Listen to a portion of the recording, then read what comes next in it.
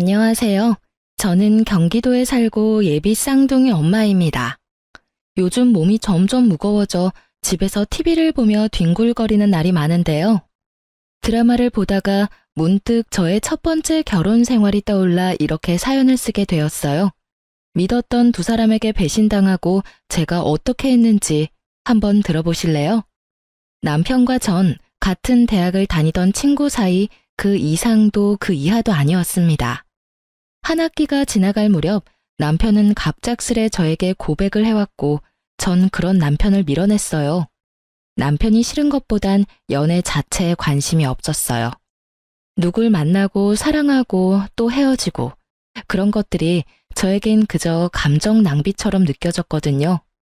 하지만 남편은 지치지 않고 제 곁을 지켜주었고 전 남편과의 선을 긋고 친구로 지내고 있었어요. 그러던 어느 날 남편을 포함해 친구들과 다 함께 점심을 먹으러 가는 길이었어요. 신호등을 건너려는 순간 음주운전 차량이 빠른 속도로 저에게 돌진했고 곁에 있던 남편이 저를 구하려다 다리를 크게 다치는 사고가 일어났어요. 다행스럽게도 수술은 성공적으로 끝이 났고 저는 남편이 일어날 때까지 곁을 지켰습니다. 아직도 기억이 나네요. 마취해서 깬 남편이 저를 보고 했던 첫마디를요. 나 네 덕분에 군대는 안 가도 되겠어. 이 정도면 면제 아닐까? 그러면서 웃는데 이 남자 놓치면 안 되겠다는 생각이 들더라고요. 날 위해 목숨도 내놓는 남자. 이런 남자 놓치면 평생을 후회하겠다는 생각마저 들었어요. 남편과 저는 연애를 시작했고 졸업할 무렵에 남편과 저는 누가 먼저라고 할 것도 없이 취업에 성공했어요. 첫 직장이 생긴 25살에 저흰 무섭게 밀어붙여 결혼까지 성공했어요. 사회초년생이었던 남편과 저에겐 모아둔 돈이 있을 리가 없었고 시댁도 넉넉한 편은 아니었어요. 남편과 저는 원룸에서 시작하면 된다고 했지만 저희 부모님의 마음은 그렇지 않았죠. 우리가 돈이 없는 것도 아니고 있는데 왜 너희가 원룸에서 살아? 네 아빠랑도 이야기 다 끝냈으니까 잔말 말고 아파트 들어가서 살아. 우리 사위 혹시나 처가에서 집 사준다고 눈치 보거나 그러면 안 돼? 우리 사위는 내 딸 목숨 구해준 생명의 은인이자 새로 생긴 내 아들이니까. 앞으로 우리 철부지 딸 잘 부탁해. 엄마의 말씀 그대로 친정에선 남편에게 늘 고마워했기에 불만은커녕 기쁜 마음으로 40평대 신축 아파트를 마련해 주셨습니다. 가전 가구는 남편과 제가 모았던 돈으로 채우고요. 그래도 모자라던 것은 살면서 채워 넣었어요. 연애 기간이 길었음에도 불구하고 가족이 된 남편은 또 다른 사람이더라고요. 하나부터 10까지 맞는 것이 어쩜 한 가지도 없는 것인지. 그래도 싸우거나 그러진 않았던 것 같아요. 눈만 마주쳐도 웃음이 터지니 어떻게 싸움이 되겠어요?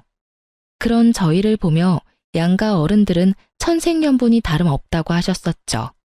천생연분은 무슨, 악연도 그런 악연이 없었는데 말이죠. 한창 노는 것이 좋았던 남편과 저는 제 친구 커플과 데이트를 즐겼어요. 10년 지기 제 친구는 물론이고 친구의 남자친구도 같은 학교 같은 과여서 넷이 어색함 없이 잘 어울려 다녔죠. 주말엔 캠핑, 평일엔 퇴근 후 반주를 즐기며 함께 시간을 보냈었는데 어느 순간부터 친구 커플의 다툼이 많아진다 싶더니 결국 헤어지더라고요. 사건은 그때부터 시작되었어요. 지훈이가 헤어지재. 나 이제 어떻게 해? 나 아직 지훈이 많이 좋아한단 말이야. 하나야, 그만 울어. 그러다 쓰러지겠어. 밥은? 밥은 먹었어? 한 끼도 못 먹었어. 지금은 밥보단 술이 더 생각나. 나랑 같이 술 한잔 해줄 수 있어? 아, 남편도 있는데 무리려나? 아니야. 술 한잔 하자. 남편도 같이 가서 마시면 되지 뭐. 친구는 생각보다 많이 힘들어했고 저희 부부는 그런 친구를 위로해 주었죠. 10년 지기가 이렇게 힘들어하는데 이 정도는 해줄 수 있다고 생각했으니까요.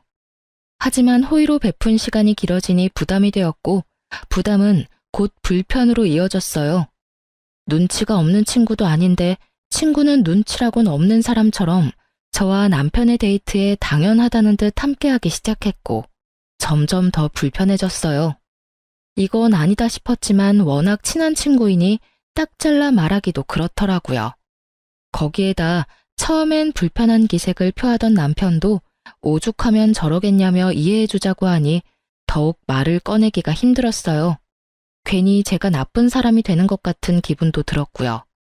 지금 같으면 그런 건 신경도 쓰지 않고 불편하다고 똑바로 말했을 텐데 그땐 전 어렸고 대처 능력마저 미숙했었죠.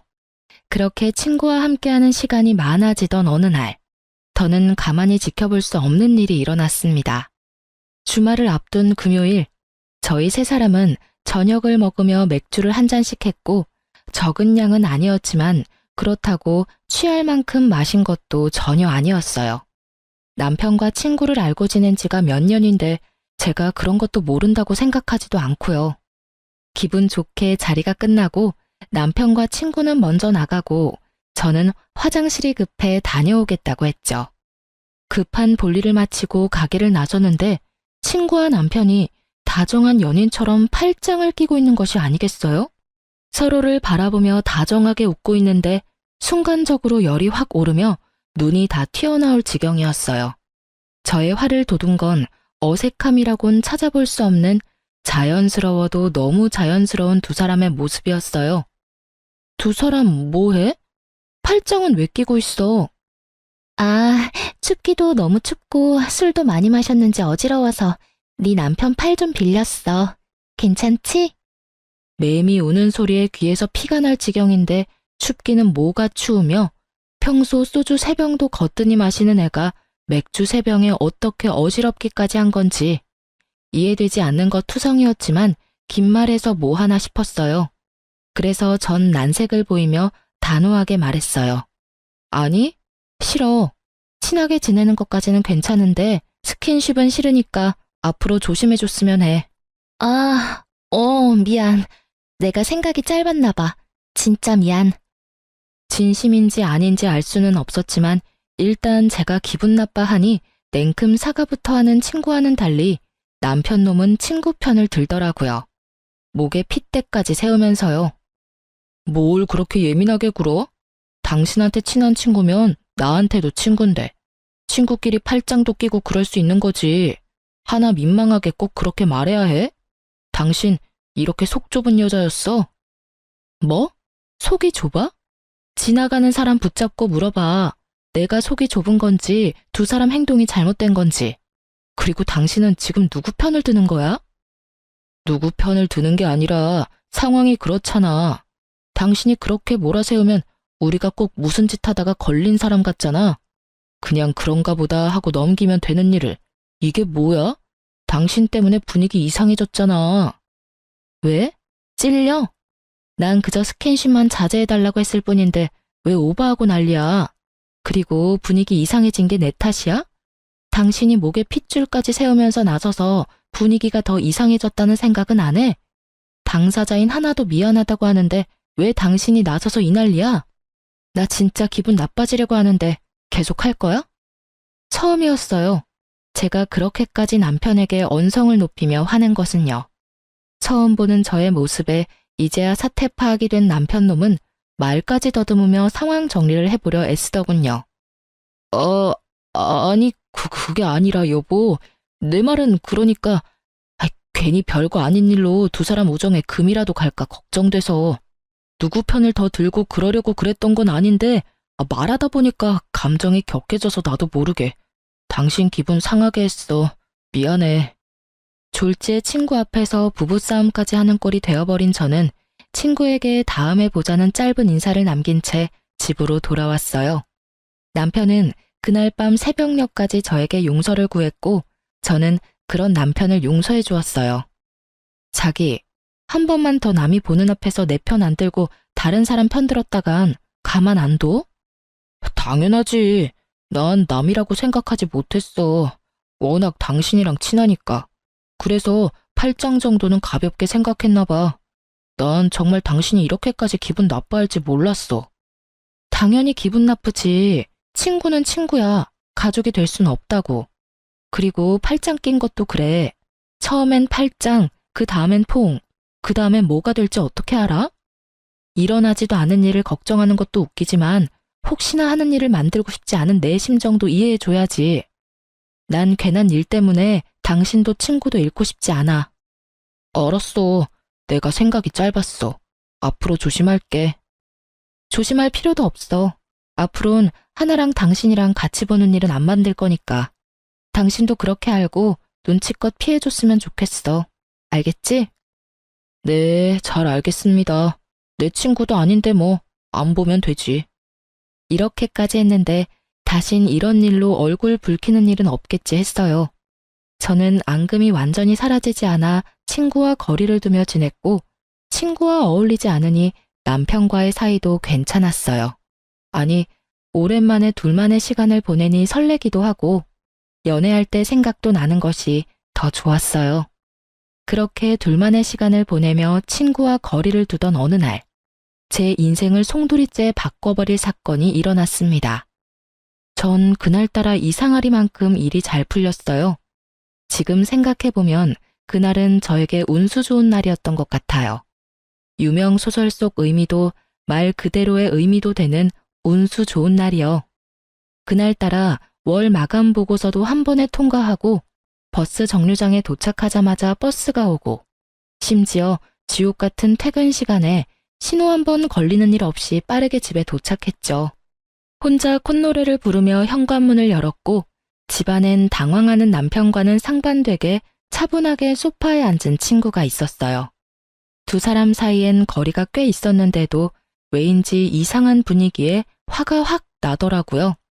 거기에다 저도 없는 집에 남편과 함께 있는 친구. 여러분은 이해가 되시나요? 전 이해가 되지 않았고 표정 관리조차 되지 않더군요. 남편은 말을 더듬으며 무슨 말이라도 하려고 했고 전 남편의 말이 들리지 않았어요. 그게 아니라... 무슨 상황인지 설명 좀. 오늘 온다는 말 없었잖아. 아니, 연락도 안 했잖아. 근데 왜 나도 없는 집에 이러고 있는지 설명이 좀 필요할 것 같은데. 남편보다 친구의 설명이 필요한 상황이라 생각했기에 저는 친구를 보며 물었고 친구는 한숨을 쉬더니 안이 꼽단 말투로 말을 하기 시작했어요. 아, 미리 연락 못한 건 미안. 요즘에 네가 나 피하는 것 같아서. 서프라이즈 파티라도 하려고 온 거여서 연락할 수가 없었어. 너한테 연락하고 오면 그건 서프라이즈가 아니잖아. 그리고 우리 10년 된 친구야. 그런 사이에 굳이 꼭 연락까지 하고 와야 해? 너 변했어. 우리 우정이 이것밖에 안 되는 거야? 나 섭섭해지려고 한다, 얘. 서프라이즈 파티는 개뿔. 이 정도면 서프라이즈 빅엿을 준비한 거 아닌가요? 전 어이가 없어서 헛웃음이 나왔어요. 하나야, 나야말로 섭섭해지려고 해. 네 말대로 우리가 10년 지기 친구인데 내가 그런 식으로 행동하고 너도 눈치란 게 있으면 한동안은 거리를 둬야겠다. 이런 생각쯤은 해야지. 저번에 우리가 얼굴 붉힌 이유가 있는데 네가 조금이라도 내 생각을 했다면 나도 없는 집에 내 남편이랑 너랑 둘만 있어야 하는 일을 만들었을까? 글쎄, 난 아닌 것 같은데. 이건 나를 위한 서프라이즈 파티가 아니지. 최예진, 너 진짜 말 이상하게 한다. 내가 네 남편한테 무슨 짓이라도 한대. 왜 저번부터 별것도 아닌 걸로 사람 이상하게 만들어. 오늘도 그래. 나는 너랑 사이가 이상해진 것 같아서 좀 풀어보려고 기껏 바쁜 시간 쪼개서 찾아왔는데 그런 나한테 한다는 말이 고작 이거야? 너 혹시 의부증이야? 그렇지 않고서는 지금 이 반응 일반적이지 않잖아. 뭐? 의부증? 너 말 다 했어? 네 행동 이상한 건 생각 안 하고 누굴 정신병자로 몰아. 진짜 기가 막히고 코가 막혀서. 당신 생각도 그래? 당신도 내가 심하다고 생각해? 문득 남편의 생각이 궁금했어요. 전 아무리 생각해도 저의 반응이 심하다는 생각이 들지 않았으니까요. 그게 사실은 나도 하나랑 같은 생각이야. 별거 아닌 일 같은데. 당신이 자꾸 그런 식으로 말하니까 우리도 곤란하다고. 의심도 그 정도면 병이야, 여보. 그러니까. 저는 한순간에 의부증 환자에 의심병 환자까지 되었더라고요. 두 사람의 생각이 그러하든 말든 전 친구에게 이만 가줬으면 좋겠다고 했고 친구도 기분이 많이 상했는지 아무런 말도 하지 않고 가더군요. 친구가 돌아간 뒤 남편과 저의 본격적인 부부싸움이 시작되었어요. 의심병? 당신은 그걸 말이라고 해? 다른 사람도 아니고 어떻게 당신이 그런 식으로 말을 해? 그렇잖아. 하나는 당신이랑 좋게 풀어보고 싶어서 찾아왔는데 그런 사람 보고 범인 취조하듯이 상황 설명이나 하라고 하고 뭐 한 게 없는데 무슨 상황 설명을 해. 우린 그저 대화만 했어. 그것도 당신 화를 어떻게 하면 풀어주나 하는 대화. 그게 그렇게 잘못한 일이야? 죄인 취급받을 만큼? 와, 당신 말만 들으면 나 진짜 미친년 같다. 그렇지? 근데 여보, 내가 분명히 말했었지. 난 그런 상황을 만드는 것 자체를 이제 만들고 싶지 않다고. 거기에 대해서 당신도 수긍하고 돕기로 했고. 그런데 나한테 말도 없이 내 집에서 당신이랑 하나랑 둘이 있는 모습을 보는데 내가 어떤 생각이 들 것 같아? 그러면 나보고 어쩌라고. 당신이랑 잘 지내고 싶어서 찾아온 하나를 쫓아내기라도 했어야 했단 말이야? 적어도 당신은 나한테 연락했어야지.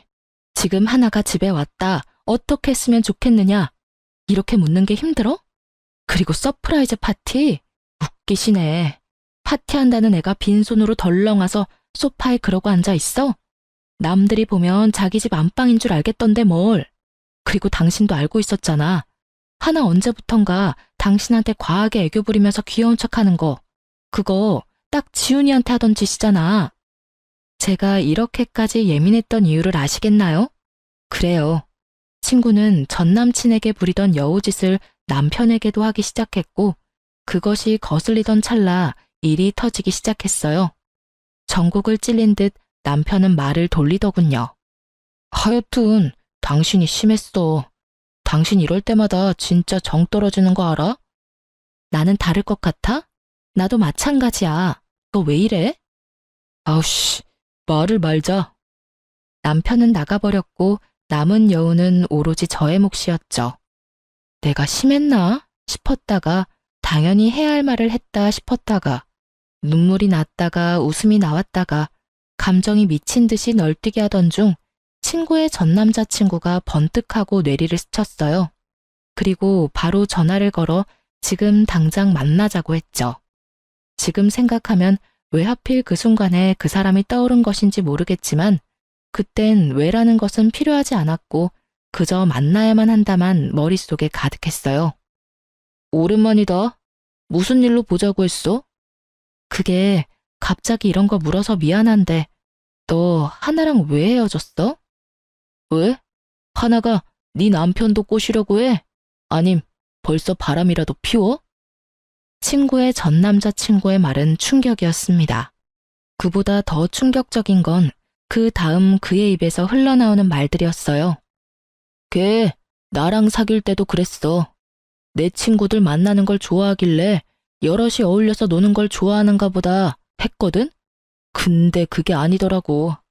걔 내 친구 중에 좀 산다는 애만 골라 꼬셔서 나랑 양다리 걸치고 그러다 걸리면 다신 안 그런다고 그러고 나도 미쳤었지. 그런 년 뭐가 좋다고. 그걸 다 용서하고 만났어. 그러다 너희 부부하고 다니면서 이젠 그런 일은 없겠지 했었어. 설마 유부남한테 그런 짓을 하겠냐고. 심지어 너랑은 10년 된 친구라며. 그래서 그냥 어울려 다녔는데 어느 날부터 하나가 이런 말을 하는 거야. 너희 집 전세도 아니고 자가라면서 부럽다면서. 나이도 어린데 네 남편 능력이 좋은가 보다 하면서 한두 번도 아니고 너희 부부 만나고 왔다 하면 그런 말 하길래 나도 오만정이 떨어져서 헤어진 거야. 너한테 말해주려고 했는데 아직 일어나지도 않은 일 말하기도 그랬고 두 사람 워낙 친해 보이니까 그런 일은 없겠지 했어. 믿을 수 없는 이야기에 머리를 감싸 쥐었어요. 이런 경우 친구가 그런 마음을 먹었다고 한들 내 남편은 그런 일이 없을 거다 하는 확신이 들어야 하는데 오늘 남편 하는 꼴을 보니 그런 일이 있을 것만 같았거든요. 전 남자친구도 같은 마음인지 조심스럽게 말을 잇더군요. 아마 모르긴 몰라도 두 사람 바람 피우고 있을 가능성 100%일 거야. 걔 애교도 많고 귀엽잖아. 걔한테 넘어간 내 친구들이 거기에 한번 넘어가면 답도 없다고 하더라고. 아, 그래. 고마워. 다음에 다시 연락하자. 지금은 내가 정신이 너무 없네. 모든 것이 두 사람의 외도를 가리키고 있었지만 전 아니라고 생각했던 것 같아요. 하지만 그날은 저에게 두 번 다시 없을 운수 좋은 날이었고 운명은 저를 쓰레기 더미에서 구할 준비를 하고 있었어요. 평소엔 후문으로 다니지 않는 저인데 그날따라 택시기사님이 후문에 내려주셨고 전 굳이 정문으로 차를 돌리지 않고 바람이라도 쐴 겸 그곳에서 내렸죠. 그렇게 얼마나 걸었을까요? 단지 내 길을 따라 걷는데 으슥한 곳에서 대화 소리가 들려 걸음을 멈춰 세웠어요.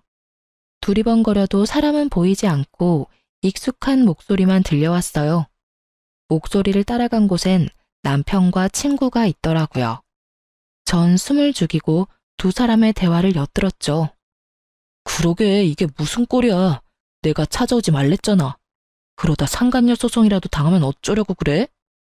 보고 싶은 걸 어떻게 해. 그리고 예진이 그게 그렇게 나올지 몰랐지. 걔집에 총만 좋아서는. 자기 같으면 눈 안 뒤집히겠어.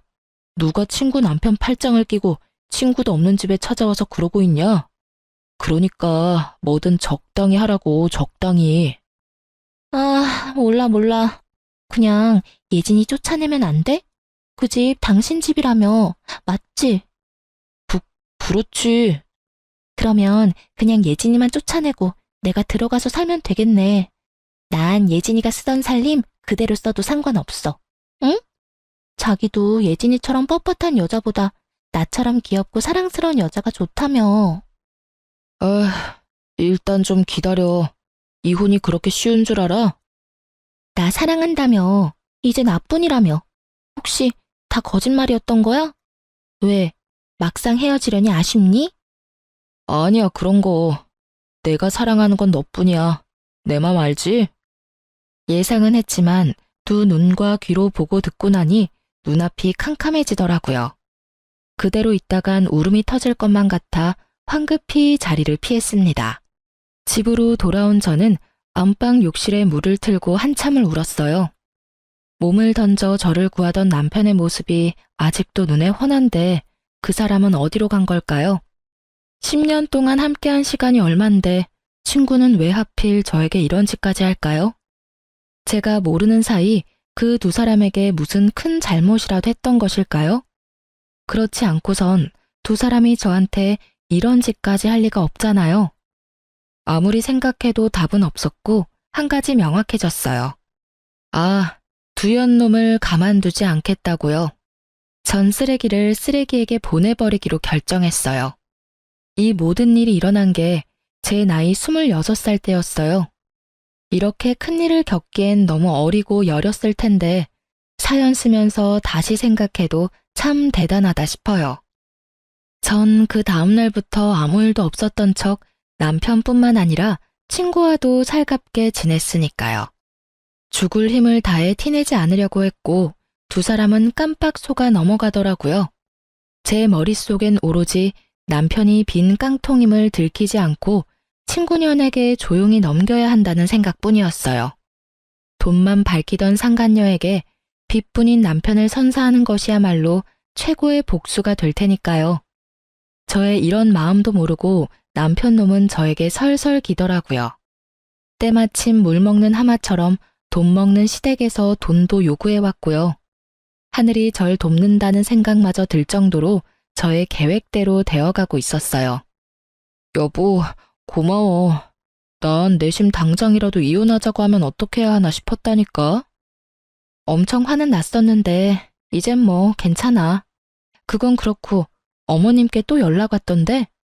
또? 이번엔 얼마나 필요하시대? 1,000만 원 정도 필요하신가 봐. 당신도 알다시피 나도 돈 없어서 이번에도 못 드린다고 했어.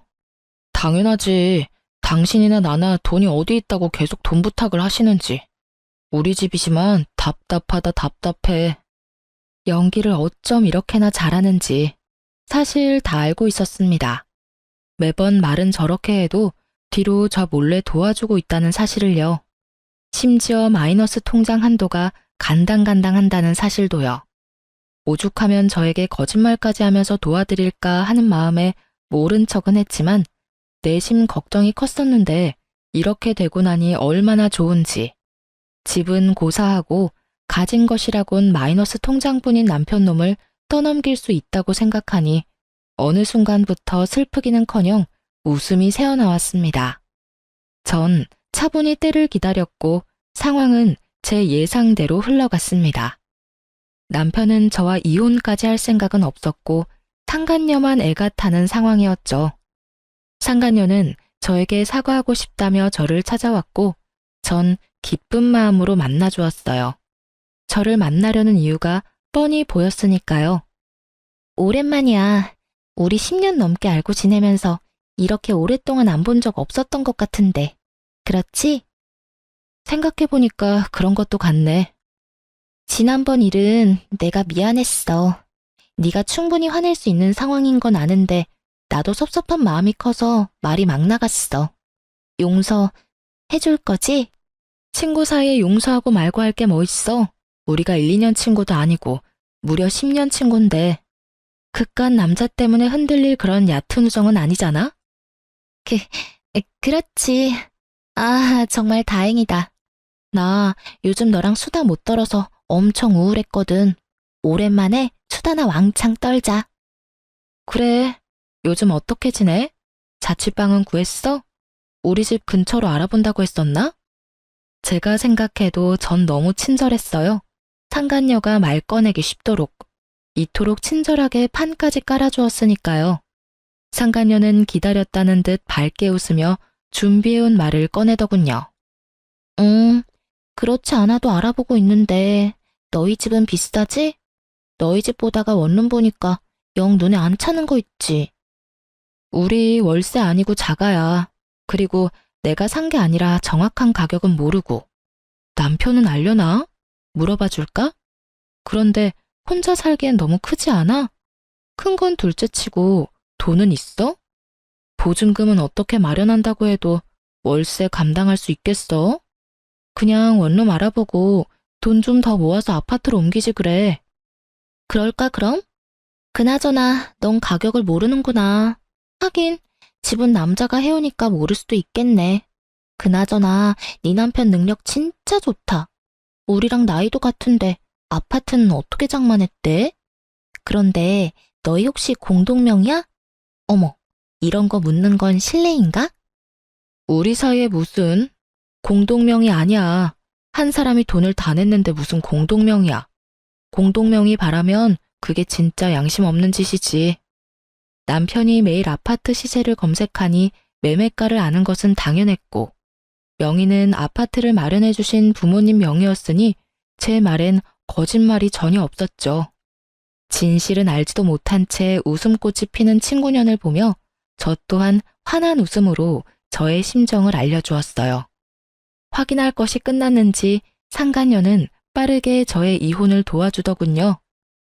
자신들의 외도 증거를 차곡차곡 모아 저에게 보내주었으니까요. 답답하기도 했겠죠. 집 명의도 확인했겠다. 이제 남편이 이혼하고 자신과 재혼만 하면 편히 살 수 있을 것 같은데 망할 놈의 남편이 이혼을 미루기만 했을 거니까요. 친절한 상간녀 덕분에 전 손쉽게 증거를 모을 수 있었죠. 그리고 드디어 결전의 날, 두 사람을 카페로 불렀어요. 두 사람 화해한 거야? 이제 셋이 함께 보는 일은 없을 거라더니. 어찌되었든 잘 됐다. 하나야, 잘 지냈어? 잘 지냈지. 잘 지냈어? 어줍잖은 연기를 하는 두 사람을 보며 저도 모르게 실소가 터져나왔어요. 당신 왜 웃어? 그러게, 예진아, 갑자기 혼자 왜 웃어? 나 좀 무서워지려고 그래. 혹시 어디 아파? 아, 미안. 두 사람 어색한 연기를 보니까 웃음을 참을 수가 있어야지. 당신 진짜 왜 그래? 정말 아는 것이 하나도 없어 어리둥절한 남편놈과 올 것이 왔구나 하며 기대에 찬 상간녀. 전 두 사람에게 상간녀가 준 증거를 뿌려주며 말했어요. 오랜만은 무슨. 여기 바로 어제도 두 사람 만난 증거가 버젓이 있어. 그러니 내가 두 사람 하는 꼴이 웃기겠어, 안 웃기겠어? 여보, 그게 아니라 우리가 어제 만난 건 당신 곧 생일이잖아. 생일 파티 해주려고 만난 거였어. 그렇지 하나야. 남편 놈은 애절한 눈빛으로 도움을 요청했지만 상간녀는 그럴 마음이 전혀 없어 보였죠. 아, 두 사람은 생일 파티 계획 짜는데 손잡고 어깨 동무하고 하는가 보지? 그게 잘못했어, 여보. 그게 어떻게 된 일이냐면. 됐고, 하나, 넌 나한테 할 말 없어? 입을 꾹 다물고 있는 친구에게 물었어요. 지금 생각해보면 마지막 기회라도 주고 싶었던 것 같아요. 10년 세월 이대로 끝내고 싶지 않았던 마음도 있었던 것 같기도 하고요. 여러분이 보기엔 바보 같겠지만 전 그랬어요. 하지만 상간녀는 그런 저의 호의를 완전히 찢어버렸습니다. 왜? 사과라도 하길 바라니? 어쩌지? 난 전혀 미안하지 않은데.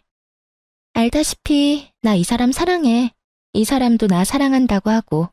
어쩌겠어, 우리 마음이 이런 걸. 구질구질하게 붙잡을 생각하지 말고 이혼해줬으면 좋겠어. 걱정하지 마. 구질구질하게 매달리는 일 따윈 없을 테니까. 네가 그런 부탁하지 않아도 오늘 말하려고 했어. 들었지? 우리 이혼하자. 초스피드로 전개되는 대화에 남편 놈은 눈알 굴리기 바빴습니다. 저런 걸 믿고 낭비한 제 청춘이 아까워 미칠 지경이었지만 어쩌겠어요. 이미 시간은 지났고 되돌릴 순 없는 일인걸요. 그렇기에 전 더는 시간 낭비할 필요 없이 이혼을 진행했습니다. 친절한 증거 덕분에 저의 이혼은 빠르게 진행되었고 그 흔한 물벼락 한 번 날리지 못했지만 이혼이 확정되는 날 물벼락을 좋기 100대는 날린 통쾌함을 맛보았네요. 그들의 지옥이 시작될 것이 뻔했으니까요. 저의 예상대로 저와 이혼한 전 남편은 빠르게 상간녀와 재혼하더군요. 빈 깡통이 요란하다고 결혼식을 얼마나 성대하게 했는지. 친구들의 연락이 빗발쳐 모를래야 모를 수가 없었어요. 전 그날 두 사람의 빚뿐인 앞날을 축복해줬네요. 벤츠인 줄 알았던 남자가 사실은 빚쟁이란 걸 알았을 때 상간녀의 표정이 상상돼 그날 하루 참 행복했어요. 그렇게 이혼하고 전 참 바쁘게 살았어요. 나름 만족할 만한 복수였기에 두 사람을 떠올리지 않으며 살았죠. 2년하고 8개월의 시간이 지났고 전 재혼을 했어요.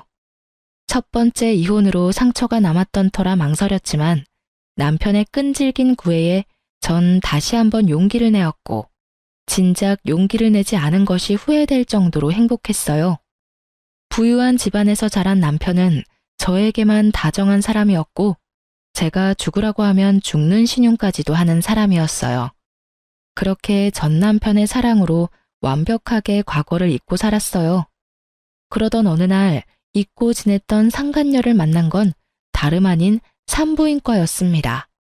그때 당시 전 임신을 한 건 아니었고 볼 일이 있어서 들린 것이었는데 저의 시야 끝에 익숙한 두 사람이 걸렸습니다. 그건 바로 전 시모와 상간녀였어요. 목이 다 늘어난 인부복에 머리는 산발인 상간녀는 만삭이었고 그런 상간녀에게 전 시모는 쉴 새 없이 핀잔을 주고 있었어요. 아우, 정말 내가 네 년꼴만 보면 없던 병도 생기는 기분이다. 옷은 그거밖에 없니? 거지도 아니고 꼴이 그게 뭐니? 네가 이딴 꼴로 다니니까 우리 아들도 하는 일마다 안 풀리는 거야. 네 년 때문에 그 부잣집 여자랑도 이혼하고 아파트도 날리고 회사에서도 쫓겨나고 네가 순진한 우리 아들 홀리지만 않았어도 지금쯤 그 좋은 집에서 떵떵거리면서 살았을 텐데 아이고 속 터져 정말. 어머님, 저야말로 억울하다고요. 아파트는 그이 명이라고 했었단 말이에요. 그리고 회사는 그이가 게을러서 쫓겨난 거지 저 때문이 아니라고요. 걔가 왜 게을러졌겠니? 다 너 때문 아니니? 그 좋은 집 살다가 너 때문에 단칸방살이에 빚만 갚게 생겼으니 일할 맛이 나겠어? 어머님은 왜 매번 제 탓만 하세요? 저도요, 어머님. 뱃속에 애 때문에 참고 살아요. 누군 같이 살고 싶어서 사는 줄 아세요? 너 말 한 번 잘했다. 이 와중에 임신이 하고 싶더니 몸 관리를 어떻게 했길래 덜컥 임신이나 해서는 그나마 아들이라니 내가 병원이라도 같이 와주는 줄 알아. 어휴, 꼴 보기 싫어. 나 먼저 갈 테니 집엔 알아서 와. 꼴도 보기 싫다며 떠나는 전시모를 뒤로 상간녀는 눈물을 훔치더라고요. 그러다 문득 시선이 신경이 쓰였는지 주변을 둘러보는데 그 순간 저와 눈이 딱 마주쳐 버렸어요. 한눈에 저를 알아본 상간녀는 무서운 기세로 저에게 다가와 다짜고짜 따지기 시작했어요. 내 꼴이 우습니? 이게 다 너 때문이야. 나한테 왜 거짓말했니? 그때 네가 그 인간이 아파트는커녕 빚뿐이라는 말 한마디만 해줬어도 내가 이 모양 이 꼴로 살진 않았을 거 아니야. 이게 다 너 때문이라고. 상간녀의 뻔뻔함에 할 말을 잃은 것도 잠시 저도 한마디 해주었어요. 정신 좀 차려. 고작 아파트 한 채 눈 뒤집혀서 10년지기 뒤통수 때리고 남편 뺏어간 주제에 어디서 고개 빳빳이 쳐들고 남 탓이야, 남 탓이. 그리고 왜 말 안 했냐고? 몰라서 묻니? 가난한 시댁에 가진 거라곤 마이너스 통장뿐인 거지 남편 데리고 가준다는데 너 같으면 말하겠어? 뭐라고? 그래서 나한테 미안한 마음이 조금도 없다는 말이야? 넌 어쩜 그렇게 뻔뻔하니? 이야, 내가 이 말을 이렇게 돌려주게 될지 몰랐네. 잘 들어.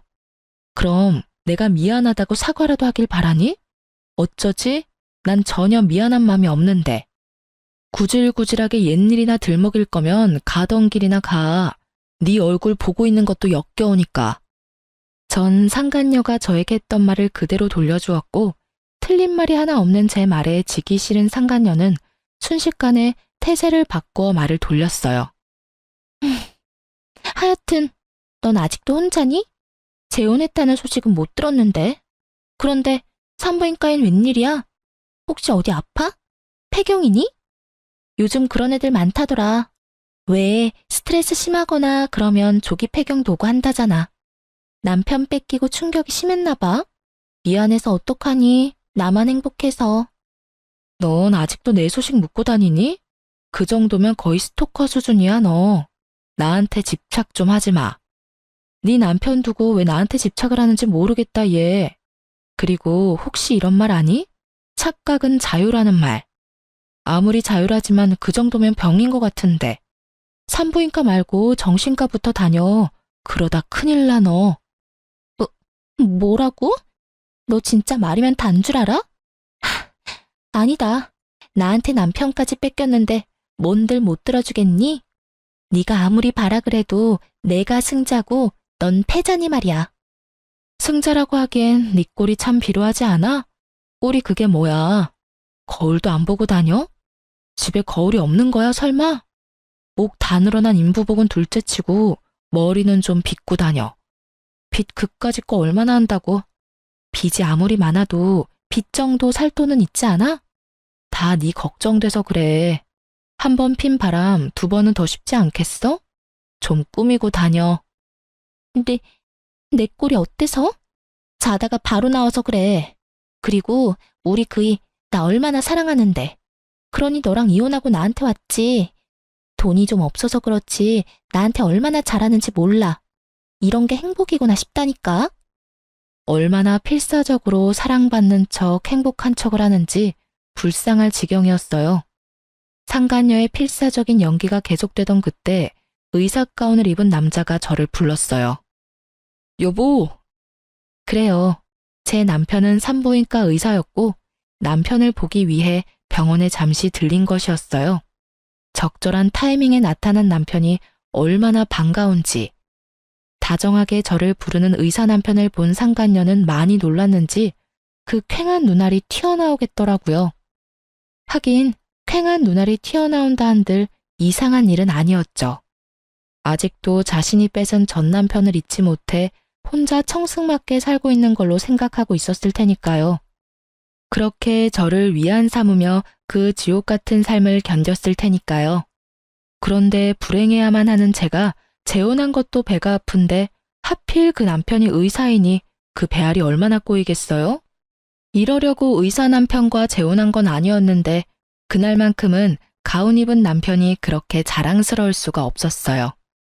믿을 수 없는 사실에 상간녀는 개거품을 물며 절규하기 시작했어요. 아니야, 아니야. 그럴 리가 없어. 넌 나한테 다 뺏기고 불행했어야지. 내가 누구 때문에 이렇게 사는데? 내가 왜 이렇게 살게 됐는데? 미친 사람처럼 상간녀가 울분을 토해내는 동안 제 곁으로 온 남편은 위험한 상황이라 생각했는지 저의 어깨를 감싸주더라고요. 그런 모습을 본 상간녀는 마지막 발악이라도 하는지 저를 모함하기 시작했어요. 안녕하세요. 저 예진이 친구인데 혹시 예진이가 어떤 애인지 알고 결혼하셨어요? 예, 아주 질 나쁜 애예요. 친구 남자친구 뺏는 거는 기본이고요. 남자친구 있으면서 조건 더 좋은 남자 나타나면 양다리 문어다리까지 걸치던 애였다고요. 조심하세요. 지금도 바람피고 있을지 누가 알겠어요? 원하는 바가 뭔지 모르는 건 아니지만 어림도 없는 일이었죠. 저희 남편이요, 절 1년 넘게 쫓아다녔거든요. 1년 넘게 같은 남자 거절하는데 과거사를 숨겼겠어요? 진작 내 과거가 이러해서 난 남자 만날 생각 없다고 귀에 못 박히게 말했어요. 그래도 제가 좋아 죽겠다고 해서 한 결혼이었습니다. 역시는 역시라고 남편은 흔들림 없이 그 모함을 돌려주더군요. 제가 바보인 줄 아십니까? 그 말도 안 되는 소리를 다 믿을 거라고 생각하신다니 그쪽 정신 상태가 어떤지 뻔하네요. 더는 모욕적인 말 듣고 싶지도 않으니 당장 나가주세요. 앞으론 저희 병원엔 환자로도 안 오셨으면 합니다. 저흰 환자도 가려가면서 받는 병원이라서요. 이렇게 말하며 남편은 간호사를 시켜 상간녀를 쫓아내버렸어요. 사실 자기 인생 자기 손으로 말아먹은 상간녀 꼴을 보고 싶긴 했었는데 막상 보고 나니 썩 통쾌하진 않더라고요. 이런 제 마음을 읽었는지 남편이 한마디 하더군요. 마음 쓸 필요 없어. 마지막까지 당신한테 다 덮어 씌우는 거 좀 봐. 아직 정신 못 차렸어, 저 여자. 어떻게 뱃속에 애까지 가진 여자가 심보가 그따윈지. 에휴, 그런 집에서 태어날 애가 불쌍하다 불쌍해. 당신 탓으로 생각할 필요도 없고 불쌍하다 생각할 필요도 없어. 자기 자리 자기가 찾아간 건데 뭐. 남편 말을 들으니 마음이 한결 편안해지더라고요. 그날 저녁 상간녀에게 제 소식을 들었는지 오랜만에 대학 친구에게서 전화가 왔어요. 덕분에 그들이 어떻게 나락으로 떨어지게 됐는지 자세히 알 수 있었어요. 오늘 그 배신자년 만났다며? 나한테 전화와서 개거품 무는데 귀 따가워서 혼났어. 어떻게 거기서 딱 만나니? 나 통화하는 내내 얼마나 통쾌하던지. 하나 걔 몰골 엉망이지? 안 봐도 뻔해. 쫄딱 망한 남편의 돈 나을 구멍이라고는 없는 시댁. 뻔하지 뭐. 말도 못하게 엉망이더라. 그런데 집이 그렇게나 힘들어? 빚은 있어도 대기업 월급이면 못 갚을 정도는 아닐 텐데. 생각보다 더 엉망이라서 깜짝 놀랐잖아. 내가 그놈의 정이 뭔지 회사엔 바람 피워서 이혼했다고 알리진 않았거든. 아, 넌 아예 귀 닫고 살았으니 아무것도 모르겠구나. 네 전 남편 너랑 그렇게 이혼하고 하나랑 바로 결혼했잖아. 엄청 비싼 홀에서 결혼식 올렸는데 글쎄 그것도 다 대출이었고 너한테 준 위자료뿐 아니라 잠시만 살 거라고 하나 속여서 얻은 집도 다 대출이었어. 완전 빚잔치였지. 벌어서 쓰는 것 하나 없이 빚만 갚아야 하니까 일할 맛이 나겠어? 거기에다가 하나 그게 너네 살던 아파트는커녕 남은 거라곤 대출의 마이너스 통장뿐인 걸 알고 쥐잡듯 잡는 바람에 둘이 하루가 멀다고 싸웠어. 그나마 내세울 거라곤 네 호의로 놔둔 대기업 직원이라는 거 하나였는데 퇴근하고 매일같이 술만 마시니까 출근해서 일이나 제대로 했겠어? 맨날 술 냄새나 풀풀 풍기면서 일 처리도 제대로 못하고 하니까 결국 잘렸지 뭐. 회사도 잘리고 빚도 못 갚으니까 결국엔 시댁으로 들어갔다고 하더라고. 그 시모 성깔 너도 알지? 그러니까 하나가 버티겠어? 도저히 안 되겠다 싶었는지 이혼할 거라고 하더니 하필 그때 덜컥 임신을 해버렸지 뭐야. 이 와중에 임신이라니 부부 사이가 좋다고 해야 할지 참나. 하여튼 그 길로 이혼은 물 건너가고 그 꼴로 살고 있어. 천벌 받은 거지 뭐. 그러게 10년 지기 제일 친한 친구 뒤통수를 그따위로 치래? 너 조금 신난 것 같다? 야, 당연하지. 나 지금 너무 신나. 네가 너 재혼했다는 거 아무한테도 알리지 말라고 해서 입 다물고 있느라 얼마나 답답했는데 하나 그거 네 남편 의사가 맞냐면서 몇 번씩 묻는데 내가 친절하게 의사도 맞고 집도 엄청 잘 산다고 말해줬어. 강남에 40평대 아파트 산다는 이야기도 잊지 않고 해주고 말이야. 모르긴 몰라도 오늘 열받아서 잠도 못 잘 거다. 쌤통이야, 쌤통. 저보다 더 통쾌해하는 친구와의 통화가 끝나고 전 생각했어요. 돈 찾아 10년 우정도 버리고 가더니 참 어울리는 결말이라고요. 그리고 한편으론 고맙기도 하더라고요. 어찌되었든 상간녀가 그 쓰레기 같은 전 남편을 모시고 가준 덕분에 지금의 남편과 만날 수 있었으니까요. 그 후론 상간녀는 물론이고 전 남편도 찾아오거나 하는 일은 없었어요. 그나마 다행스러운 일이기도 했죠. 내심 병원으로 또 찾아와 행패라도 부리면 어쩌나 했었거든요. 그 지긋지긋 악연들과 이렇게 끝이 났습니다. 이 일을 겪은 것도 꽤 오래됐네요. 제가 이제 30대가 되었으니까요. 남편과 전 잘 지내고 있어요. 여전히 제 말이라면 껌뻑 죽는 남편이라 아기 천사가 빨리 찾아왔어요. 그것도 하나가 아닌 두 천사가 제 뱃속에 자라고 있어요. 요즘엔 몸도 무겁고 조심하기도 해야 한데서 집에서 쉬며 태교에만 힘쓰고 있어요. 정말 웃긴 게 전 입덧이 없는데 남편이 입덧을 하고 있어요. 그 덕에 주변에서 팔출불이라 불리고 있죠. 다른 산모들의 부러움은 제 몫이고요. 거기에다 어머님은 입덧하는 아들은 보이지도 않으신지 음식을 그렇게 해주세요. 남편은 냄새만 맡아도 구역질을 하는데 전 그러거나 말거나 잘 먹으니까요. 덕분에 저와 뱃속의 아기들은 아주 건강해요. 똥 차가고 벤츠 온다더니 그 말이 딱 맞다고 생각하는 요즘. 오늘이 내 생의 마지막 날이라고 해도 후회가 없을 만큼 행복하네요. 어쩌다 보니 제 자랑이 길어졌네요. 이해해 주실 거죠? 제 긴 사연과 자랑 들어주셔서 감사합니다.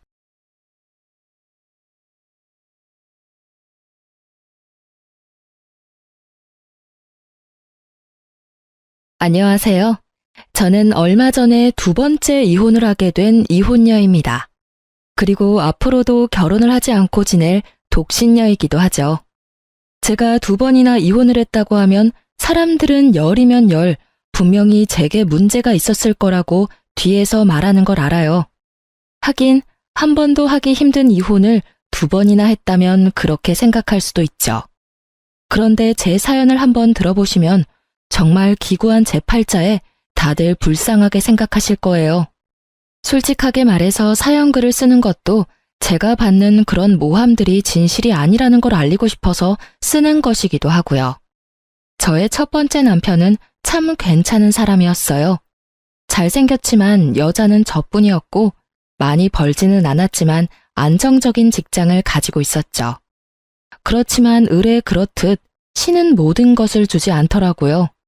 그렇게 완벽할 거라 생각했던 첫 번째 남편에게도 아주 치명적인 단점이 있었거든요. 도박 중독. 그 사람이 신혼여행에서 카지노에 다녀온 뒤로 흥미를 느낀 것이 도박이었거든요. 저는 원래 돈이란 것은 있다가도 없고 없다가도 있는 것이라고 생각하는 사람이었어요. 모자라면 벌고 넘치면 쓰고. 좋게 말했지만 실상은 경제관념이 크게 없다는 뜻이었어요. 그런데 지금은 완전 구두쇠예요. 첫 남편이 모든 걸 날려먹고 그걸 모르고 있던 저마저 피해를 입었을 때 깨달았거든요. 돈과 관련된 일은 제대로 정신 차리지 않으면 무조건 호구가 되겠구나 하고요. 그래서 두 번째 남편은 신중하게 생각했죠. 연애를 하는 것도 버거운 날들이었지만 그 사람은 무척 착했고 겁이 많은 사람이었어요. 겁이 많으니 나쁜 짓을 한 적도 없었고요. 정말 겁 많은 소시민 같은 느낌이었거든요. 그 느낌 덕분에 저는 두 번째 남편과 결혼을 할 수 있었어요. 그리고 결혼 시에 집은 반반으로 부담했어요. 제가 많은 부담을 질 수밖에 없는 조건이었음에도 저는 집값의 절반을 마련했고 그 조건으로 공동 명의로 할 것을 요구했어요. 남편은 도리어 좋아했어요. 자기가 내야 할 부담이 줄어들었으니까요. 그만큼 남편은 간이 콩할 만한 사람이었답니다. 그런 면 때문에 재혼을 한 거였는데 저는 이번에도 또 실패를 한 거였죠. 결혼할 때 저는 남편에게 다짐을 하나 받았어요. 절대로 도박은 하지 않기로요. 그 흔한 로또 한 장도 사지 말라고 신신당부를 했어요. 남편은 한 번도 해본 적 없고 관심도 없다며 알겠다더군요. 그렇게 3년을 잘 지냈는데 그 뒤에 일이 터지기 시작했어요. 그날은 아주 바쁜 날이었어요. 밀려드는 일 때문에 정신없이 시달리다가 퇴근길에 올라 축적된 피로를 간신히 이기고 있었던 때였죠. 이제 곧 출산 휴가를 받을 거라는 생각에 들뜬 만삭의 임산부. 그게 저였어요. 그리고 친구에게 연락이 온 건 출산 휴가를 일주일 앞둔 날이었어요. 뭐해? 퇴근하는 길이야? 요새 연락 뜸하더니 잘 지내? 웬일이야? 먼저 연락을 다 하고. 저의 절친이자 초등학교 동창인 친구였어요. 남자이긴 했지만 어릴 때부터 여성스러운 느낌의 친구라 여자애들하고도 잘 지내는 아이였거든요. 제 결혼식에 와준 친구 중에 남자였던 친구는 이 친구뿐이었어요. 나 좀 걱정되는 일이 있어서 전화했는데 내가 이거 이야기해도 되나 모르겠어. 혹시 너네 남편 주식하는 거 알아? 주식? 나한테는 아무 이야기 없던데 무슨 일 있었어? 아니, 네 남편이랑 저번에 술자리에서 친해져서 전화번호 주고받았잖아. 그런데 요새 계속 좋은 종목 있으니 투자할 거면 자기한테 말하라면서 전화나 문자를 넣더라고. 딱 잘라내기 뭐해서 지금은 생각 없다고 했는데 그게 잘못이었는지 이제는 연락 와서 왜 주식을 해야 하는지를 나한테 설득시키더라고. 주식 이야기에 가슴이 덜컥 내려앉았죠. 남편이 저 몰래 그런 일을 하고 있을 거라고는 생각을 못 했거든요. 친구와의 전화를 끊고 저는 집에서 남편을 기다렸어요. 이제 와? 나 당신한테 할 말 있는데 한 가지 물어봐도 돼? 어? 물어봐. 무슨 일인데 이렇게 각을 잡아? 당신 혹시 주식해? 아, 그것 때문이야? 주식해. 여태까지 모은 돈 끌어다가 주식에 다 넣었어. 그 돈을 다? 주식은 도박이랑 다르기는 했지만 걱정이 되는 건 어쩔 수 없었어요. 주식도 눈만 떼면 다 잃어버리는 일이었으니까요. 모아둔 돈에 반만 넣어서 하지 왜 다 넣어버렸어? 푼돈으로 하면 푼돈밖에 못 벌어. 우리 애도 곧 태어나는데 돈 좀 벌어야지. 여보, 나는 돈 많은 것보다 안정적인 게 제일 좋아. 그러니까 반 정도는 다시 회수하는 게 낫지 않을까? 괜찮아. 다 잘 될 거야. 친구 녀석도 돈 많이 벌었다고 했거든. 남편이 말하는 친구가 누구인지 감이 오더군요. 남편이 소개시켜준 친구들 중에 제 레이더망에 딱 걸린 사람이었어요. 한눈에 봐도 허세가 있고 과시욕이 있는 사람, 그리고 말이 많고 하는 말마다 허풍이 섞인 사람.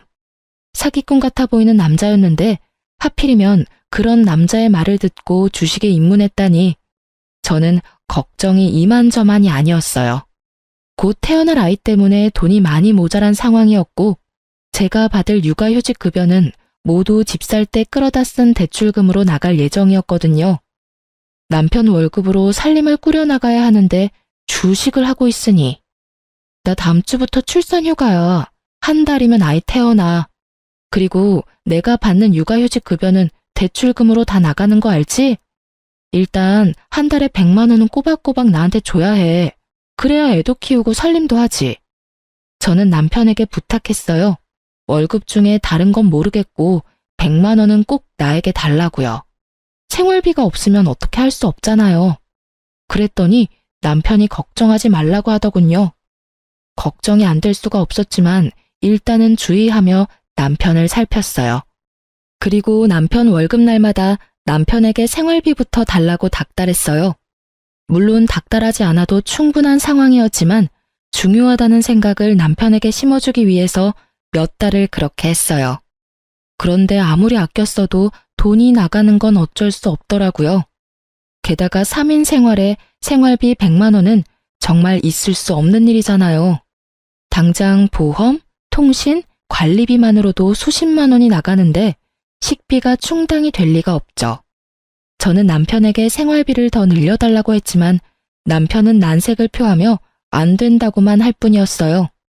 그렇게 전전긍긍하던 제게 좋은 생각이 났어요. 곧 있을 시부의 생일에 남편이 주식에 넣은 돈을 토해내도록 만들기로 한 거죠.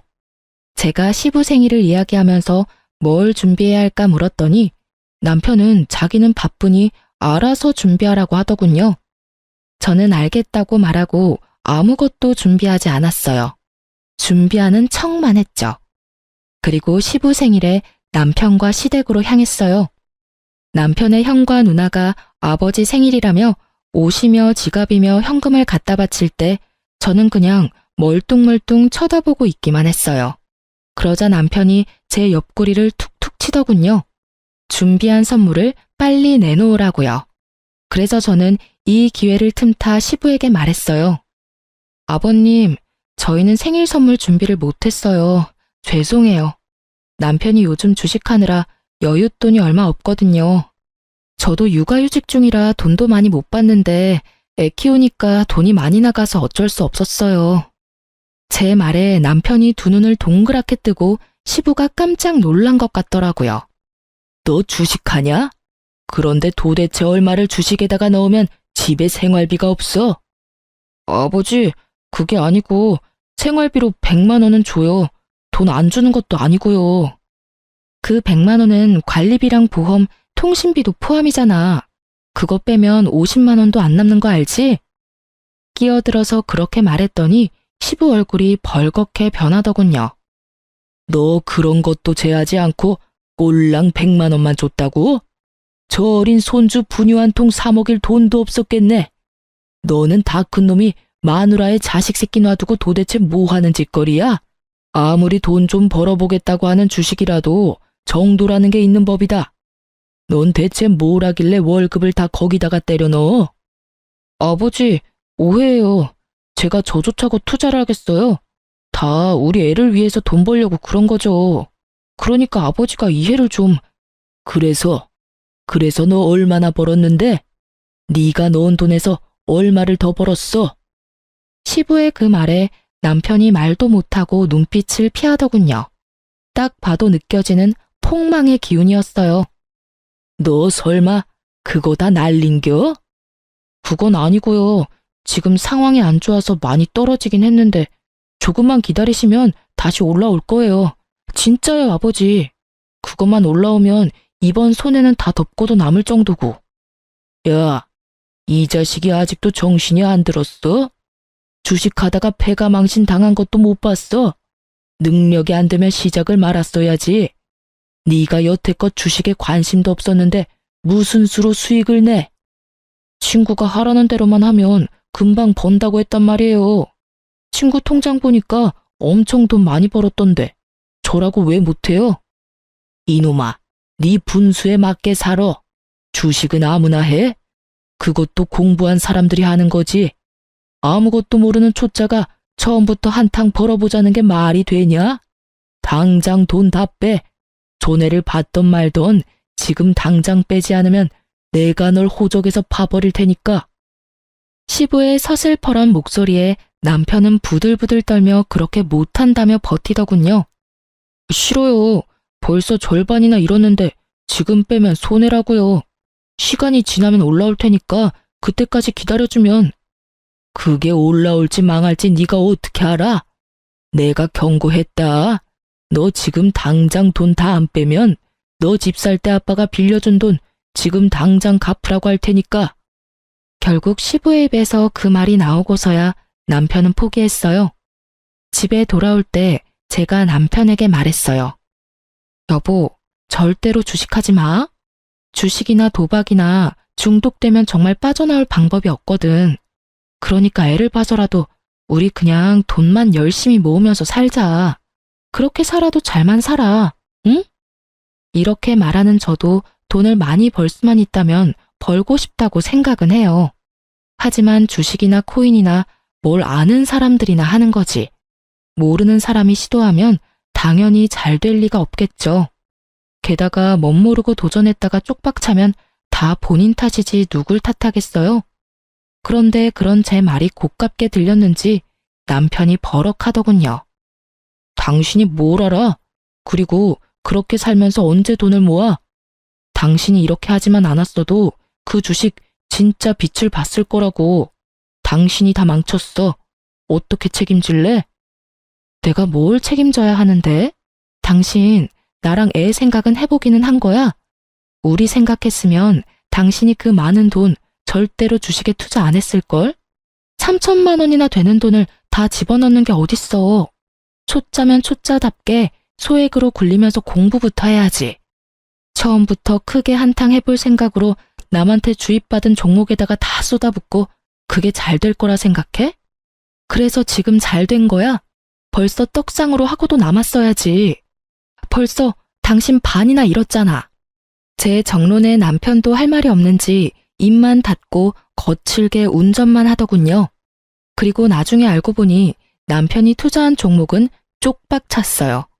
그리고 중간에 반을 잃고 주식을 매도한 남편은 그나마 그거라도 살릴 수 있어서 다행이라고 생각하더라고요.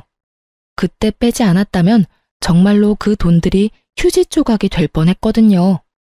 남편은 그걸 보고도 제게 사과 한마디 하지 않더군요. 그래도 저는 문제 삼지 않고 넘어갔어요. 남편이 주식에 들어간 돈을 회수했다는 것은 그나마 반가운 일이었거든요. 주식의 무서움을 알고 나면 남편의 콩알 만한 간이 알아서 남편을 주식의 유혹으로부터 막아줄 거라 생각한 거죠. 그런데 딱히 그런 것도 아니더라고요. 그 뒤에는 이상한 일들이 점점 더 크게 벌어졌으니까요. 주식을 팔고 나서 몇 달간은 정말로 조용했어요. 남편이 제게 주는 생활비도 많이 늘었고 생활도 안정됐어요. 저도 심리적으로 안정되기 시작했죠. 남편이 이제야 그런 쪽으로 관심을 끊었나 보다 하고 태평스럽게 생각한 거죠. 그런데 이상한 일은 곧 발생했어요.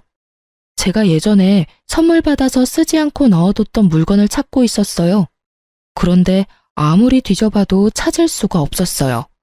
그래서 남편에게 물어봤죠. 여보, 혹시 여기 있던 가습기 못 봤어? 안방 가습기 청소하다가 떨어뜨려서 깨졌거든. 결국 못 쓰게 돼서 그거 찾는데 안 보이네. 찾던 가습기는 친정오빠가 출산할 때 선물해준 물건이었어요. 남편은 모르겠다고 하더군요. 그래서 이상하다 싶었어요. 제가 뭔가 정리하다가 잘못 버려버렸나 싶은 생각이 들 정도였죠. 그러면서도 그럴 리가 없는데 하고 생각하던 제게 또 그런 일이 일어나 버렸어요. 여보, 베란다에 넣어둔 밥솥이 안 보이는데 혹시 어디 갔는지 알아? 그 밥솥은 제가 산 밥솥이었어요. 쓰고 있는 물건이 꽤나 쓸만해서 계속 쓰다가 망가지면 그걸로 사용할 생각이었는데 그 새 제품이 깜쪽같이 사라진 거예요. 남편한테 물어보니 남편은 또 모른다고 하니 정말 귀신이 고칼 노릇이었죠. 그래서 저는 혹시나 싶은 마음에 중고 사이트를 들어갔어요. 제가 찾던 밥솥과 가습기 이름을 검색했더니 중고 물건을 올려놓은 사람들이 몇 보이더군요. 그런데 최근 물건 중에 제 물건과 똑같은 물건이 있더라고요. 그리고 그걸 올린 사람이 똑같은 사람이라는 걸 알고서는 그대로 놀라버렸어요. 바로 그 아이디가 남편의 아이디였거든요. 게다가 더 화가 난 건 산지 얼마 안 된 물건도 미개봉 물건도 모두 가격을 반이나 후려쳐서 팔았다는 거였어요.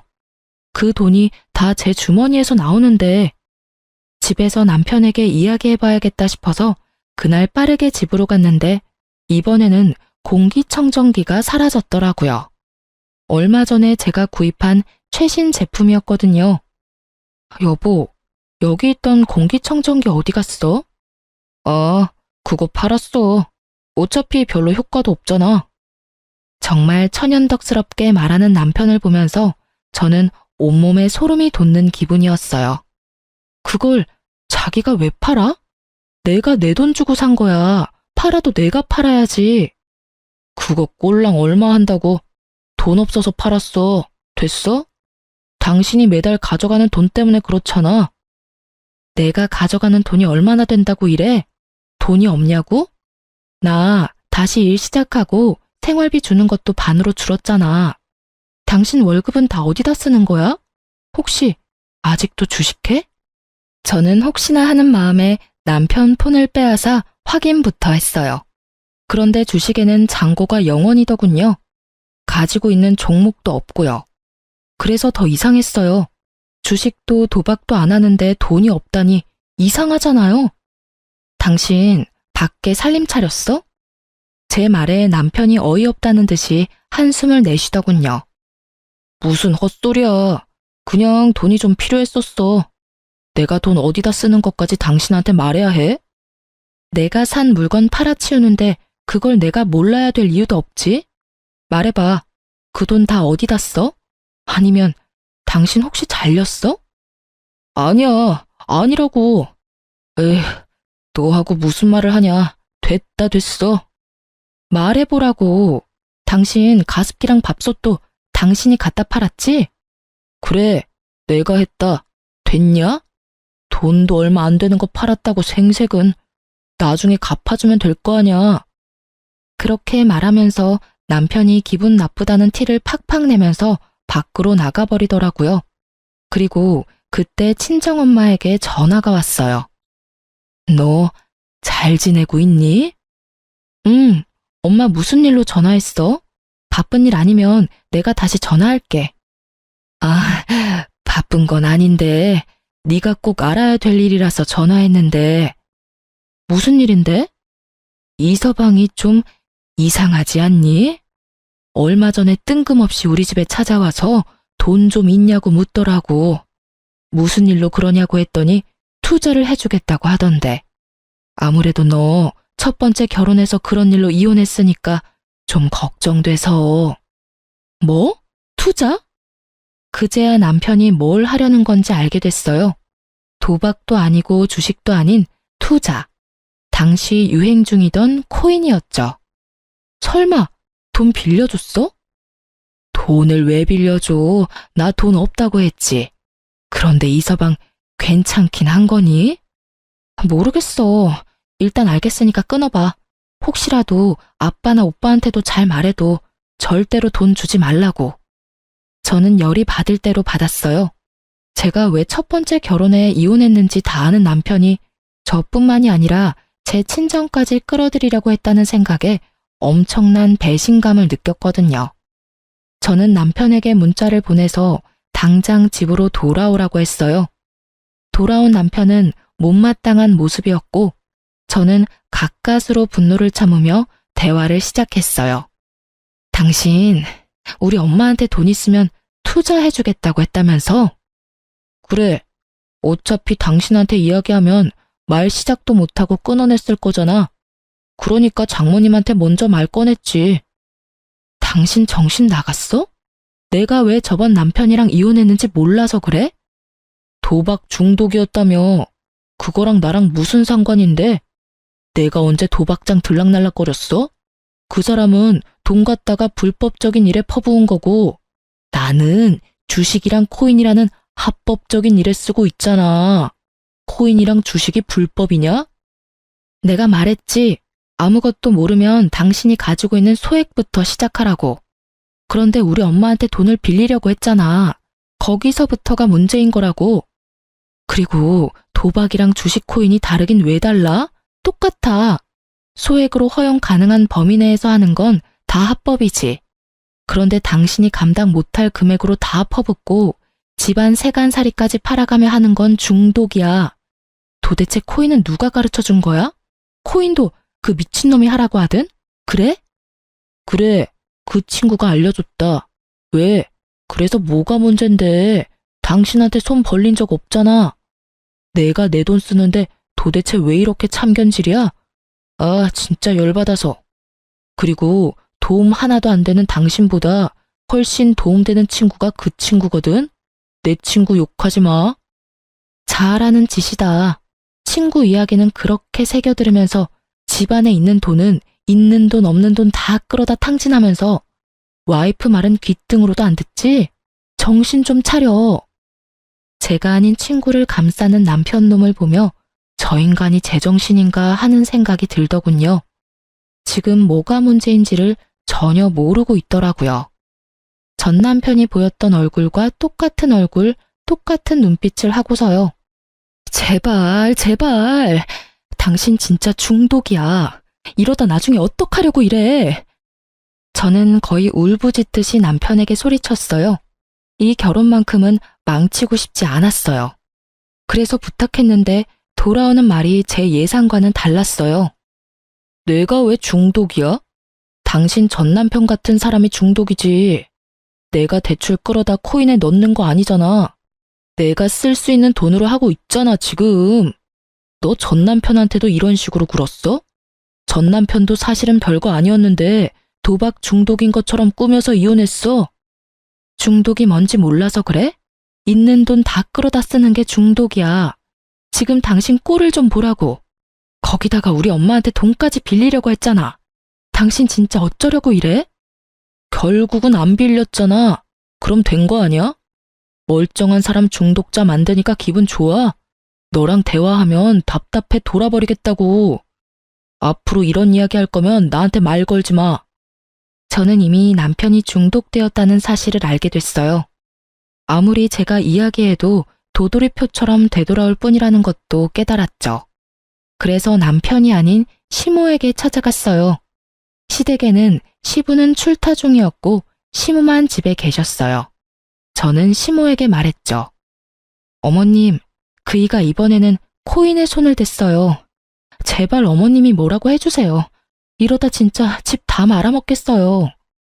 제 말에 시모가 가만히 제 얼굴을 빤히 보더라고요. 그러더니 어이없는 말 한마디를 하더군요. 예, 너는 그렇게 안 봤는데 사람이 왜 그렇게 속이 좁니? 네 남편이 어련히 알아서 하지 않을까? 아내가 돼서 남편 마음도 헤아리지 못하고 하는 일마다 막아서야 될 일이니? 너도 그렇게 말하지만 말고 남편 하는 일에 귀를 좀 기울여 봐라. 걔도 다 가족을 위해서 그러는 건데. 어머님, 가족을 위한 일이라도 잘못된 방법이에요. 게다가 지금 집에 있는 세간살이도 다 팔아서 코인 할 돈까지 모으고 있다고요. 이게 정상이에요? 어머님이 따끔하게 혼내주셔야죠. 내가 왜 그래야 하니? 그럼 네가 말해봐라. 돈 한 푼이라도 더 벌려고 저렇게 고생하는 아들한테 내가 뭐라고 말해야 되겠니? 시모의 그 모습에 저는 안 되겠다는 생각이 들었어요. 부모가 저 모양이면 남편은 돌아올 가능성이 거의 없었죠. 시부라도 있다면 모를까. 그렇지만 지금 당장 시부는 없었죠. 어머님이 안 해주실 거면 아버님께 부탁할게요. 넌 그렇게 말을 못 알아듣니? 이제 그만 좀 설치고 다녀. 너 때문에 우리 아들 그렇게 눈치 보며 사는 거 내가 모를 줄 알아? 난 절대로 그렇게 놔둘 생각 없어. 꼬우면 네가 나가. 우리 아들 이래라 저래라 조종할 생각 말고. 시모의 말이 선을 넘었다는 것을 알았어요. 결국 저는 다시 한번 이혼을 생각했죠. 하지만 솔직하게 말하자면 저는 2번의 이혼으로 제가 받을 사람들의 눈총이 너무도 큰 걱정이었어요. 남편을 바꿀 수 있다는 생각은 전혀 없었어요. 왜냐고요? 전 남편 일에서 깨달았거든요. 사람 고쳐 쓰는 거 아니라고. 중독은 절대로 못 고친다는 거요. 아시죠? 도박하는 놈은 손모가지 날아가도 한다는 거. 그 말 그대로예요. 중독이 되면 눈에 뵈는 게 없어지거든요. 저와 함께 살며 제가 산 물건들까지 내다 팔 정도면 이미 눈에 아무것도 보이지 않게 된 거죠. 그리고 이때쯤 되면 손절이 답이고요. 저는 집으로 돌아와 남편에게 단호하게 말했어요. 나 당신하고 이혼할 거야. 나는 할 만큼 했고 참을 만큼 참았어. 당신이 가진 코인이 얼마나 잘 될지 나는 상관 안 해. 그게 얼마나 뻥튀기 되든지 간에 나는 그 돈 필요 없으니까. 지금 당신이 나한테 이혼하자고 한 거야? 그래, 내가 하자고 한 거야. 나 더 이상은 못 참으니까. 딴 건 바라지도 않아. 재산 분할 같은 건 다 필요 없어. 다만 이 집, 공동명의고 집값도 내가 반 부담했으니 집값 반은 나한테 줘. 처분을 해도 되고. 당신 지금 뭐 잘못 알고 있는 거 아니야? 당신이 먼저 아무 잘못 없는 나한테 이혼하자고 한 거야. 내가 바람을 피웠어. 당신을 때리기를 했어. 나한테는 아무런 유책 사유가 없잖아. 잘못한 게 없는데 왜 내가 당신한테 위자료를 지급해? 당신이야말로 위자료 나한테 지급해야 할걸? 그 말을 하는 남편놈은 이 상황에서 웃고 있더군요. 자기 생각으로는 자기가 잘못한 게 없으니 위자료도 자기가 받을 거라는 착각을 하고 있더군요. 그 착각을 바로잡아줄 생각도 하지 않았어요. 이미 돈에 눈이 돌아갔더라고요. 그 돈을 코인에 집어넣을 생각으로 가득 찬 남편놈을 보니 씁쓸하기도 하고 착잡하기도 하고 짜증이 나기도 했어요. 이번에도 망쳤다는 생각부터 저놈은 뭘 믿고 저렇게 당당한가 싶은 생각까지 들었죠. 맘대로 생각해. 나는 내 권리 주장할 거고 이혼 소송도 필요하면 할 거야. 당신 얼굴 더는 보기 싫으니까 나는 친정에 있을게. 저는 그렇게 말하고 집에서 나왔어요. 그리고 그날 이후로 남편놈은 열심히 돈을 빌리러 다니더군요. 카드부터 시작해서 제가 하지 말라고 했던 자동차 담보대출까지 받았더라고요. 애 물건 놔두고 온 게 있어서 2주 만에 집에 갔더니 수북하게 쌓여있는 고지서부터 시작해서 텅 빈 집안이 보이더군요. 이미 팔 수 있는 건 다 팔아먹었더라고요.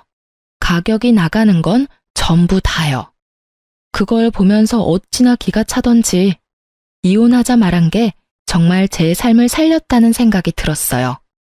저는 집만 챙겨서 밖으로 나왔고 전화 한 통을 받았어요. 남편 사촌 형님이었어요. 네, 안녕하세요. 어쩐 일로 전화까지. 아니, 내가 좀 급해서 그런데 저번에 빌려준 돈 돌려주면 안 될까요? 갑자기 돈을 돌려달라니 당황했죠. 네? 무슨 돈을 말하는 건지. 왜? 그때 남편 통해서 빌려간 돈 있잖아요. 투자해준다고 들고 간 돈 지금 좀 필요하거든요. 죄송하지만 제 계좌로 보내셨나요? 그건 아닌데 남편 앞으로 보냈는데요. 저는 받은 바 없고 투자를 한 적도 없어요. 그런 말을 했다면 제 남편이 가지고 있겠죠. 저한테 전화하셔도 그 돈은 못 돌려받으니 남편에게 말씀하세요. 그치만 돈은 와이프에게 있다고 하던데요. 제 금융기록 보여드릴게요. 전 받은 적 없어요. 그리고 저는 전 남편이 도박 중독으로 이혼해서 주식, 코인, 도박 이런 거 일절 안 하거든요. 만약 투자를 해주겠다고 했다면 제가 아니라 남편이겠죠. 뭐 때문에 제 이름을 빌렸는지는 모르겠지만 좋은 의도는 아니었던 것 같으니 남편에게 꼭 돈 받아내셨으면 좋겠네요. 그렇게 전화를 끊고 나니 정말 참던 화가 폭발하는 기분이었어요. 이 인간이 제 이름을 팔아서 돈까지 빌렸다는 사실이 진짜 참을 수 없었어요. 도박 중독자의 행동으로 피해를 본 저에게 이번에는 코인 중독자가 피해를 주려 한다는 사실이 진짜 웃음이 나올 정도로 어이가 없고 열불나는 일이었어요. 결국 이혼 소송 결과 저는 위자료를 받게 됐어요. 남편놈은 제게 위자료와 집값의 반을 지불해야 했고요. 당연한 수순이었어요. 감당 안 될 만큼의 빚을 코인과 주식에 투자하는 남편을 법원에서 그냥 두고 볼 일 없잖아요. 그런데 막상 남편은 가진 돈이 아예 전무했어요. 제게 위자료를 받을 거라고 생각한 남편놈이 대출을 미친 듯이 당겨서 받았더라고요. 이 와중에 집이 그나마 멀쩡했던 건 공동 명의였기 때문이었어요. 이름이 두 사람 걸려 있으니 대출 진행이 안 되었더라고요. 찾아보면 공동 명의라도 대출되는 곳이 있다고 하던데 그건 몰랐던 것 같더라고요. 하긴 그렇게 하더라도 한 사람 지분만큼만 대출이 가능했겠지만요. 왜 우리 이혼이 당신 잘못이 아니라 내 잘못이야? 이건 뭔가 잘못됐어. 잘못됐다고. 잘못된 거 하나도 없어. 이게 법원의 결정이야. 그러니까 지금이라도 코인 다 팔고 털고 나와. 그 돈만 있어도 당신 사는 데는 불편함 없을 테니까. 저는 정확하게 남편이 얼마를 코인에 넣었는지 몰랐어요. 그리고 코인의 손익이 어떻게 되는지도 몰랐죠. 다만 한 가지는 정확하게 알 수 있었어요. 언제 빼더라도 빨리 뺄수록 덜 손해본다는 걸요. 왜냐면 코인이 잘 되면 돈을 저렇게 빌릴 리가 없어요. 잘 되면 잘 된 걸로 불려서 또 하면 되니까요. 게다가 코인이 잘 되고 있었다면 제게 순이익을 보여줬겠죠. 아는 척 하지 마. 당신이 뭐든지 다 알고 있다고 생각하는 것 같은데 나는 이번에는 포기 안 할 거야. 저번에 주식할 때도 당신 때문에 제대로 해보지도 못하고 다 털어야 했잖아. 이번에는 절대 달라. 내가 받은 정보대로만 하면 2배, 아니 3배까지 뛸 거라고. 당신이나 그때 가서 후회하지 마. 돈 없다고 나한테 들러붙지도 말고. 남편의 그 말은 어디선가 들은 말이었어요. 전 남편이 딱 저렇게 말했거든요. 크게 한탕할 거다. 그때 가서 후회하지 마라. 너한테는 한 푼도 안 줄 거다. 그러고서 지금 살고 있는 꼴을 보면 정말 폐인이 다 된 채로 살고 있거든요. 저는 남편 놈의 저 말에 의미를 둘 필요를 못 느꼈어요. 게다가 이 이혼을 빌미로 돈을 더 끌어다 쓰는 그 지독함에 제가 질려버린 거예요. 이미 건널 수 없는 강을 건넜구나 싶었어요.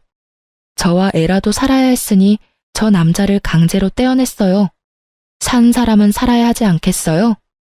그럴 일 없고 난 그렇게 번 돈도 필요 없어. 일하는 걸 그런 식으로 다 털어먹고 싶다는데 내가 말릴 이유도 없지. 그리고 이혼하게 되면 더 이상 그럴 필요도 없고 대신 우리 애한테 연락하지 마. 코인 중독자가 애 아빠라고 가르쳐주고 싶지 않으니까. 그리고 당신이 잘 되든 못 되든 앞으로 나한테 연락하지 마. 나는 당신을 이해할 수도 없고 이해하고 싶지도 않은 사람이거든. 그러니까 다시는 마주치지 말자. 저는 모든 게 그냥 무의미하다는 생각이 들었어요. 화를 내고 싶은 마음도 그저 싹 사라졌죠. 지금이라도 이 사람을 설득하면 가정을 지킬 수 있을지도 모를 거라는 꿈 같은 희망 회로를 돌릴 수 있는 상황이 아니었죠. 이 인간 설득이 될 단계가 아니었으니까요. 그렇게 저는 남편과의 대화를 끝냈어요. 이미 판결은 제게 위자료와 재산 분할하라는 내용이었지만 남편이 그걸 들어줄지는 모를 일이었어요. 다만 그 집만 팔면 어떻게든 돈은 마련할 수 있을 테고 남편도 영 돈이 없으면 코인을 팔지 않을까 하는 생각도 했거든요. 그런데 2달 정도 지났나요? 전 남편에게 전화가 왔어요. 마주치지 말자고 연락하지 말라고 한 지 얼마 되지도 않았는데 전화를 하는 전 남편이 답답했지만 전화를 받았어요. 여보, 미안해. 내가 잘못 생각한 것 같아. 정말로 너무 만만하게 보고 시작한 것 같아. 당신이랑 우리 애 없으니까 너무 힘들어. 이혼 다시 생각해주면 안 될까? 뜬금없이 전화한 남편 놈은 수화기 너머로 질질 짜고 있더군요. 솔직하게 미안하다거나 불쌍하다는 생각은 전혀 들지 않았어요. 그 뒤에 나올 말들이 대강 예상이 됐거든요. 갑자기 왜 그런 말을 해? 주식이랑 코인은 다 털고 나왔어? 이제 좀 정신이 들어? 코인은 아직 하고 있어. 지금은 똥값이지만 언젠가는 오른다고. 나는 그때만 기다리고 있는 거고. 다른 종목들 다 사라져도 그것만은 끝까지 간다고 했으니까 밀어줘야지. 아직 정신 못 차렸네. 나는 당신이 코인이나 주식을 하든지 말든지 간에 당신이랑 다시 만날 생각 없어. 그렇게 냉정하게 말하지 말고. 잘 들어봐. 내가 당신한테 줘야 할 돈들이 좀 있잖아.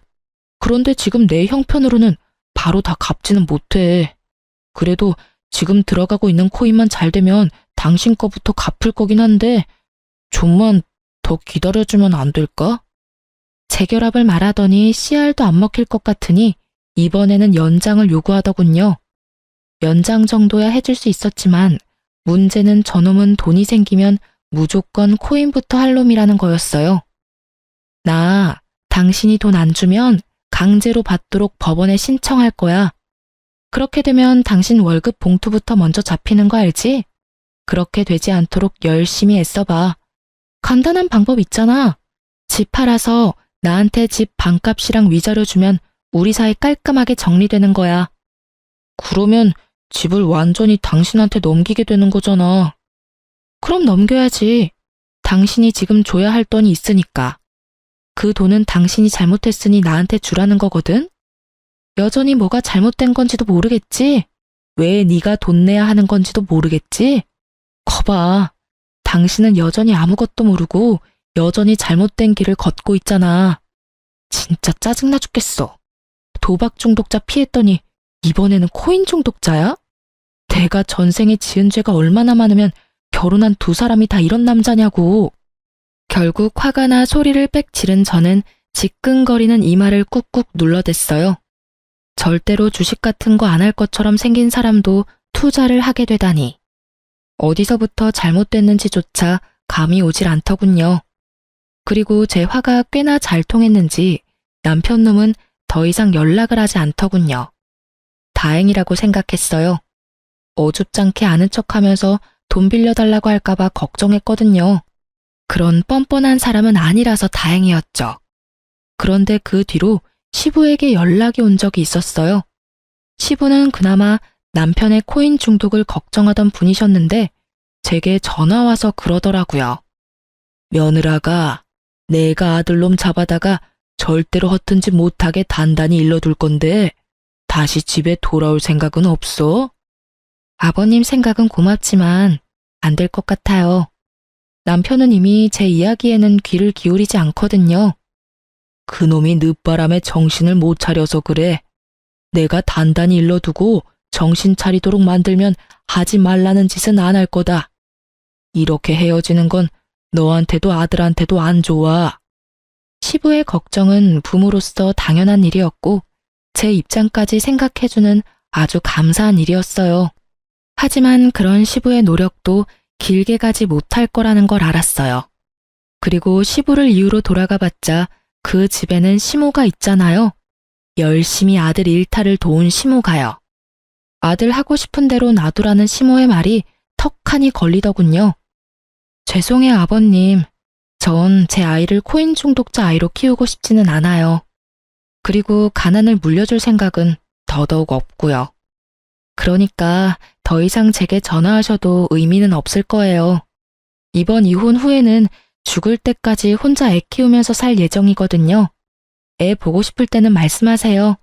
아버님 혼자만 오시는 거면 애 보여드릴게요. 그렇게 말하고 전화는 끊었어요. 그 뒤로 연락이 오지는 않았어요. 시부는 남편의 집을 팔도록 강요했더라고요. 안 팔고 어떻게든 돈을 빼려고 용쓰다가 시부에게 들킨 남편은 결국 시댁으로 다시 들어가게 됐고요. 허튼 생각은 하지도 못하도록 시부에게 감시를 당하며 살고 있다고 하더군요. 그리고 그 이후에 남편을 한번 만난 적이 있어요. 완전히 거짓골이 다 되어 있더군요. 남편은 사무직으로 양복을 입고 회사를 다녔었어요. 그런데 오랜만에 본 그 사람은 작업복을 입고 공사장에서 힘든 일을 하고 있더군요. 저는 제 눈이 잘못된 거라고 생각했어요. 일용직이 돈을 아무리 많이 줘도 남편의 직장만큼 돈을 많이 주지는 않았거든요. 사무직이라도 꽤 잘 버는 직장이었는데 왜 그만뒀나 싶었는데 나중에야 그 사실을 알게 됐어요. 제가 남편 사촌에게 돈 갚으라는 연락을 받은 적이 있었잖아요. 남편은 제 이름을 팔아서 주변 사람들에게 돈을 빌리고 다녔더라고요. 그렇게 여기 조금 저기 조금 빌린 돈들이 꽤 규모가 커진 데다가 그렇게나 고대하며 기다리던 코인도 완전히 폭삭 망해서 그 코인 자체가 사라져버리는 엄청난 일을 겪었다고 하더군요. 그때 당시에 팔았으면 조금이나마 건질 수 있었을 텐데 결국 기댈 곳이 아예 사라진 남편놈은 가지고 있던 집부터 팔아서 제게 주고 나머지 빚을 갚아야 할 사람들에게는 일을 그만두고 나온 퇴직금을 받아 빚을 갚았다고 하더군요. 참 웃긴 일이 아닐 수 없어요. 처음부터 제 말을 들었더라면 이렇게 고생할 일도 없고 멀리 돌아갈 일도 없었을 텐데. 결국 그렇게 직장 그만두고 다른 직장 들어가려 해도 나이는 많고 그렇다 할 경력은 없는 상태라 같은 직군에서는 취직할 곳이 없었던 모양이에요. 결국은 가장 쉽게 접근할 수 있는 걸 하기로 한 모양이었죠. 세상에 주식이나 코인으로 떡상했다는 사람이 많아질수록 그 밑에 들어가는 이런 소시민들의 돈이 많이 흘러가는 거예요. 저 사람은 되는데 나는 왜 안 돼? 같은 마인드가 사람을 집어삼켜버리는 거죠. 그리고 마누라며 자식이며 다 내팽개치도록 만들어버리고요. 참 무서운 일이에요. 어쨌든 저는 신혼집이었던 집 한 채만은 제 것으로 만들어 아이랑 잘 살고 있어요. 첫 번째 결혼에서는 공동명의 같은 거 없었거든요. 제가 30% 정도 부담을 했음에도 첫 번째 남편 이름으로 해놨었죠. 그랬더니 결국 남편은 그 집마저 다 날려버렸더라고요. 담보대출 한도 끝까지 꾹꾹 눌러담아 다 빼먹고 결국은 제게 줄 위자료도 제대로 갚지 못했거든요. 그래서 처음에 결혼할 때 최대한 제 지분을 넣어서 공동명의로 집을 산 거예요. 공동명의라면 몇 개의 대출기관에서는 상대방의 허락 없으면 대출이 안 되는 걸로 알거든요.